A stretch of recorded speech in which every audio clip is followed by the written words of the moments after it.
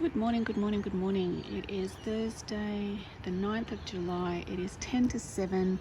Well, what a day yesterday. Holy caroli. I know I say that a lot, but holy shit. It was just wild, absolutely bonkers.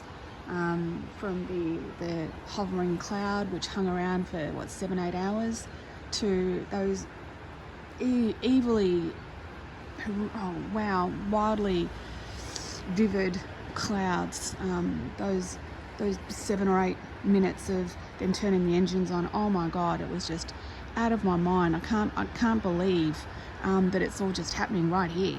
It's just shocking me. I can't understand it. It's just blowing me away. And I think that is the hovering cloud right up there. I think that's it. But yeah, so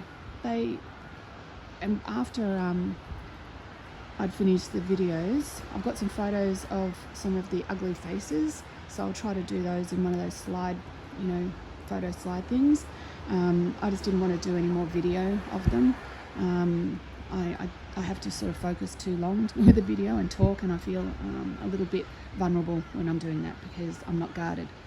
But so I didn't do that, but I will post those. They were pretty ugly and pretty scary, and then it started raining, and it's rained all night, and now it's drizzly, overcast. I was hoping that I might get a rainbow today over here. I was like, oh, a rainbow would be nice. You've given me everything else that I've asked for, but where's my rainbow? But no, the rainbow is not going to happen today. So I don't know what the hell they were doing yesterday. They got all geared up to do something. I knew that something was going to happen, that something was, pretty intense was going to happen. I could feel it.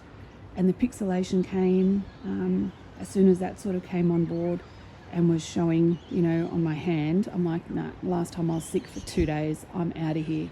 I know that there's, a certain amount of research that you need to do, but I'm not going to continually put myself under the spotlight. Like, I feel like I'm the guy at Tiananmen Square getting hit by the tank just to, make a stand or have a point put across. So I went, no, I'm out of here. So, I'm sorry if you expected more, but, I think I did pretty well to get what I got. But yeah, so it's drizzling. It's pretty dire and pretty depressing day. It's cold. It's dreary, it's bleak, and the sun is not going to shine today. So I couldn't see what the moon was doing last night because as far as this part of the world was happening, there was no moon. And today, as far as this part of the world is happening, there is no sun. Obviously there's some light, but there's no sun. So I'm starting to sound a little bit hoarse from just from this cold, dry air. It's, where we are, it's normally quite humid, but it's so dry. It's really zapping all the life energy out of everything. All my plants are starting to look at them. They're starting to look really sad, not very healthy, not very happy. So I don't know what to do about them, but they're not looking very good. They're just my herbs. Oh god, those birds scare the crap out of me. Everything scares the crap out of me, as you can tell. This one here, he's getting a bit of sunburn, so I had to move him around. But everything's starting to get a little bit weather damaged. But winter, what can one say? And yeah, so you've all seen my World War II jacket that has all the medals on it. Yeah, I'm a World War II fanatic. Obviously, have some family history with World War II. That's where that's where Donnie from Daytona and I have some sort of like connection there, I suppose. So yeah, and this is one of the, don't laugh, but yeah, I call things names, and because I am a bit bonkers, I'm a bit crazy, but it's the way I put familiarity into things.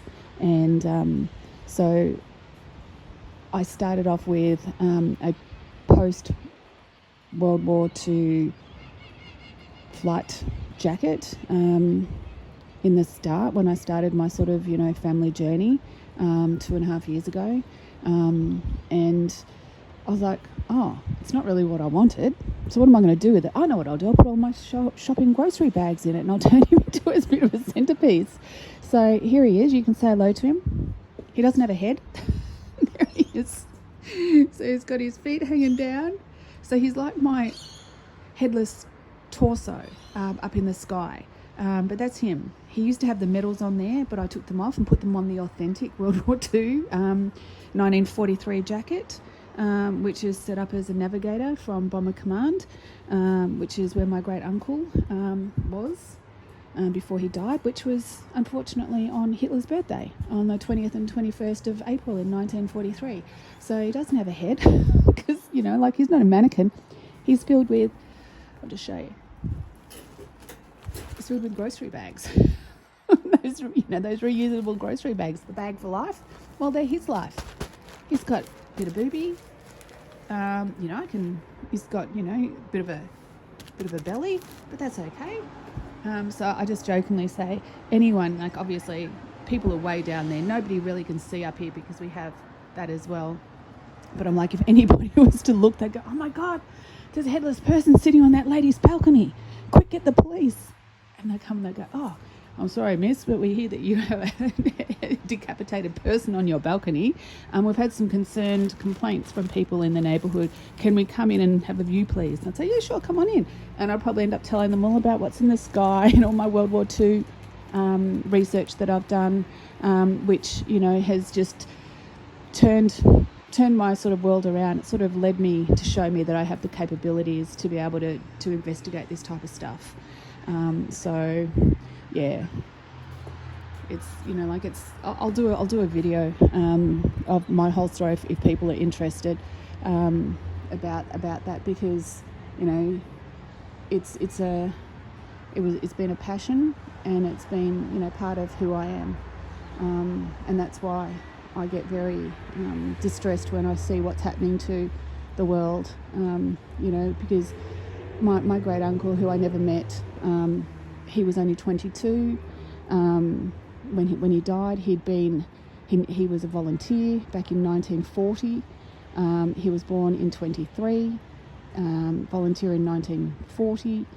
So he was only 18, nearly 19, really, really young, and he sacrificed himself to stop the scourge of Hitler. And as a result of that, it sort of destroyed the whole family, because my dad's from the UK, destroyed the whole family there. He was like the golden child. He was the smartest, I think he was the most handsomest man I'd ever seen when I saw photos of him when I was little. I couldn't understand who this handsome man was. And now to find out that I actually have all of his photos, I know every sortie, every mission that he did, I know what training he did. I know everything about him. I have photos of him. I have been in contact with, out of the 7 gentlemen that were on the plane doing the sortie over Stettin in Poland. They all died. The plane crashed and exploded. So, to have been in contact with 3 living members of the other guys on the plane. We've passed photos. We've one's in Canada, one's in America, and one's in the UK. So 4 different continents, 4 different countries, 2 different continents, or 3 continents. Sorry, God, my geography is not one of my strengths, as you know. I keep telling you guys that. And so for us to be able to get together, put together all of our resources, information, and believe it or not, but I have a piece of the plane that he died in my